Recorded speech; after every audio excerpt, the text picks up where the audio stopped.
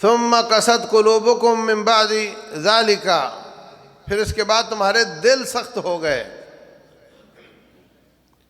اور یہ اتنی سادہ سی بات ہے کہ آپ کسی کا رویہ سخت دیکھو تو آپ فوراً کہتے ہو اس کا دل بڑا سخت ہے.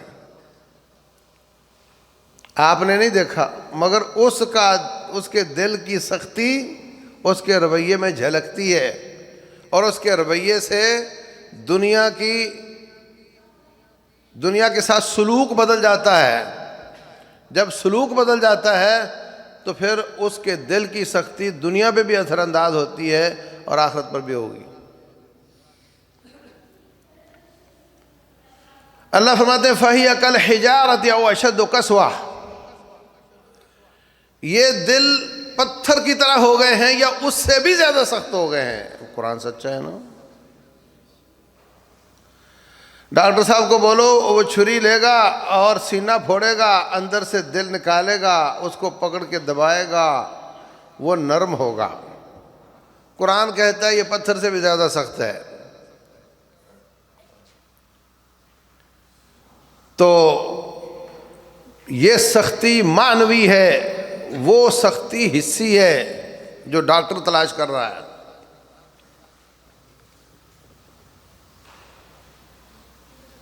اللہ فرماتے ہیں انما المشرکون نجس، مشرک نجس ہوتا ہے.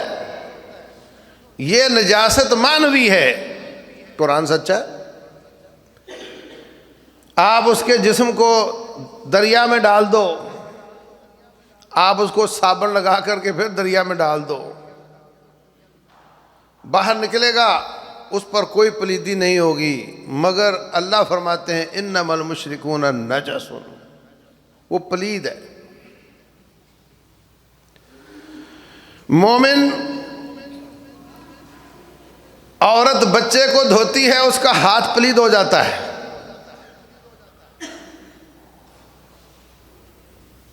وہ دھو لیتی ہے تو ہاتھ پاک ہو جاتا ہے. مگر مشرک 1000 بار نہا لے تو وہ پاک نہیں ہوتا، اس لیے کہ اس کی نجاست حسی فزیکل نظر آنے والی تھی، اور مشرک کی نجاست جو ہے وہ معنوی ہے. نفاق کی نجاست ہے، کفر کی نجاست ہے، شرک کی نجاست ہے، وہ نہانے سے پاک نہیں ہوتی. اس کو پاک کرنے کا طریقہ اور ہے. مشرک پاک ہوگا ایمان کے ساتھ، اور مومن کا ہاتھ پلید ہو جائے تو وہ پاک ہوگا مٹی یا پانی کے ساتھ. کلر لگ جائے تو صاف ہوگا مٹی کے تیل کے ساتھ. پیشاب لگ جائے تو پاک ہوگا پانی کے ساتھ. نجاستیں بھی مختلف ہیں اور اس کو پاک کرنے کے طریقے بھی مختلف ہیں. اللہ تبارک و تعالیٰ فرماتے ہیں یتلو علیہم آیاتہ ویزکیہم ویعلمہم الکتاب والحکمہ. میرا نبی تم پر آیات پڑھ پڑھ کر تمہیں پاک کرتا ہے. یتلو علیہم آیاتہ ویزکیہم، ان کو پاک کرتا ہے. حضرت ماعز بن مالک رضی اللہ عنہ، ان سے غلطی ہو گئی، اللہ کا خوف آیا، آ کر کہتے ہیں طہرنی یا رسول اللہ، اے اللہ کے رسول مجھے پاک کر دیجئے. مومن ہے، صحابی ہے، مسلمان ہے، نیک پاک ہے، ہر چیز ٹھیک ہے، پر ایک پلیدی گناہ کی آ گئی، اس کو پاک کرنے کا طریقہ یہ ہے کہ چاروں طرف سے پتھر مار مار کر کے اس کو رجم کر دیا جائے. لفظ کیا بولے؟ طہرنی یا رسول اللہ، مجھے پاک کر دیجئے. یہ پلیدیاں ہیں، مختلف قسم کی نجاستیں ہیں، اور ان کی صفائی کے طریقے بھی مختلف ہیں. رسول اللہ صلی اللہ علیہ وسلم آئے ہی دلوں کو پاک کرنے کے لیے ہیں۔ یتلو علیہم آیاتہ ویزکیہم ویعلمہم الکتاب والحکمہ، ان کو کتاب و حکمت کی تعلیم دیتے ہیں اور ان کو پاک کرتے ہیں۔ اس کا مطلب یہ ہے اب ایک شخص گناہ کر بیٹھا، بعد میں نہا لیا اس نے، تو حسی قسم کی پلیدی تو اس پر نہیں رہی، مگر معنوی اس گناہ کی نحوست اس پر موجود ہے۔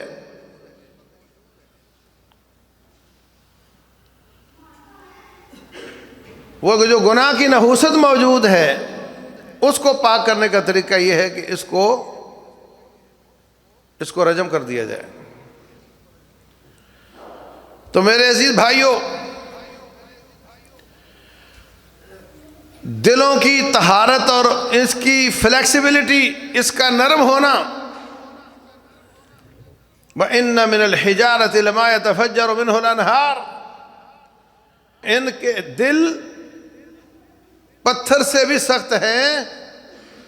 اگر دلوں کو پتھر کے ساتھ کمپیئر کیا جائے تو کچھ پتھر ایسے ہوتے ہیں جن سے پانی نکلتا ہے، وہ روتے ہیں، ان کے آنسو نکلتے ہیں، اور اس کو آپ کہتے ہو چشمہ پھوٹ پڑا ہے، بہت مزیدار پانی ہے، وہ میرے خوف سے رو رہا ہوتا ہے۔ وَإِنَّ مِنْهَا لَمَا يَهْبِطُ مِنْ خَشْيَةِ اللَّهِ، کچھ ایسے پتھر ہیں جو میرے خوف سے سجدہ ریز ہو جاتے ہیں، زمین بوس ہو جاتے ہیں۔ تم کہتے ہو پہاڑ سلائیڈ کر گیا، راستہ بند ہو گیا، وہ میرے خوف سے سجدے میں گرا ہوتا ہے۔ وَإِنَّ مِنْهَا لَمَا يَهْبِطُ مِنْ خَشْيَةِ اللَّهِ، جب دلوں کو پتھر کے ساتھ کمپیئر کیا تو یہ زیادہ سخت نظر آئے، کیونکہ نہ یہ روتے ہیں اور نہ یہ سجدے میں گرتے ہیں۔ پتھر رو پڑتا ہے، پتھر کلمہ پڑھ لیتا ہے، پتھر سجدے میں گر جاتا ہے، اور یہ نہ روتے ہیں نہ سجدے میں گرتے ہیں۔ اس لیے فَهِيَ كَالْحِجَارَةِ، یہ پتھروں کی طرح ہے، او اشد قسوہ، یا پتھروں سے بھی زیادہ سخت۔ ایک اور انداز سے سمجھایا رب ذوالجلال نے، فرمایا فَلَمَّا زَاغُوا أَزَاغَ اللَّهُ قُلُوبَهُمْ، جب وہ رب کے راستے سے ٹیڑے ہو گئے، راستے کو چھوڑ دیا، پھسل گئے، أَزَاغَ اللَّهُ قُلُوبَهُمْ، پھر اللہ نے ان کے دلوں کو ٹیڑھا کر دیا۔ اللہ اکبر۔ بادشاہ برا ہو تو عوام بری ہوتی ہے، عوام پر اس کا برا اثر پڑتا ہے، جیسے حکمران ویسی ان کی رعایا، ایسا بھی ہوتا ہے۔ اور ایسا بھی ہوتا ہے کہ جیسی رعایا ویسا حکمران۔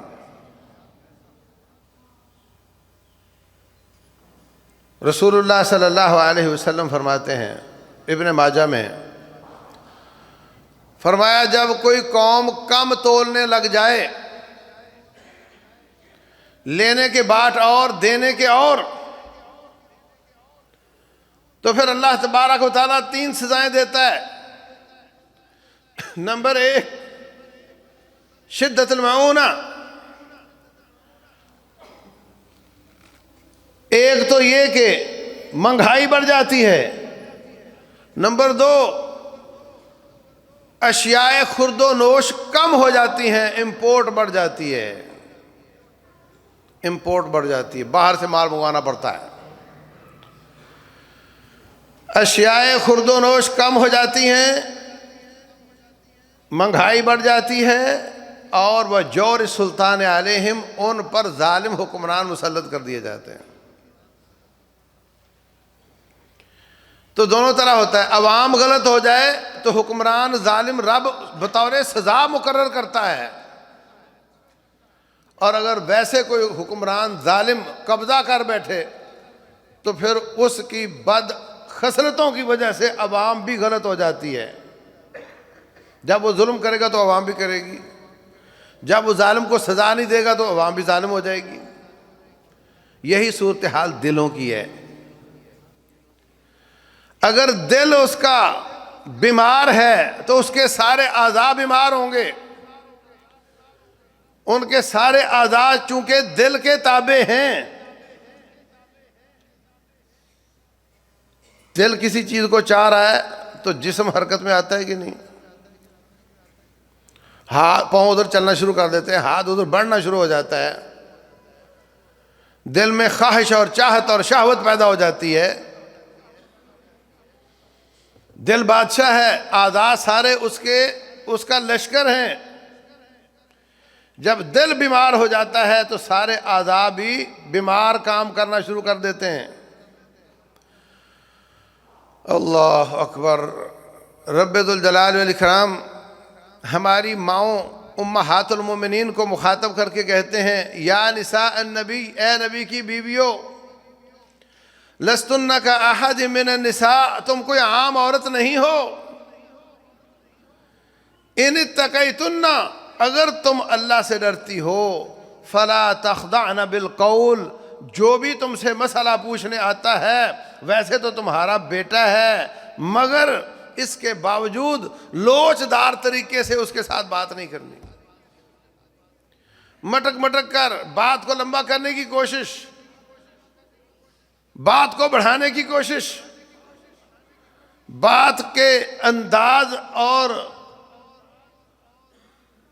اس کے رویے سے پتہ چل جاتا ہے کہ عورت کیا چاہتی ہے. دو ٹوک بات کرنی ہے، سنجیدگی سے بات کرنی ہے. فَيَطْمَعَ الَّذِي فِي قَلْبِهِ مَرَضٌ، اگر تم نے یہ نصیحت نہ مانی تو جس کے دل میں بیماری ہے اس میں تمہارے بارے میں طمع پیدا ہو جائے گی. جس کے دل میں بیماری ہے، جس کا دل بیمار ہے، اس میں تمہارے لیے طمع پیدا ہو جائے گی.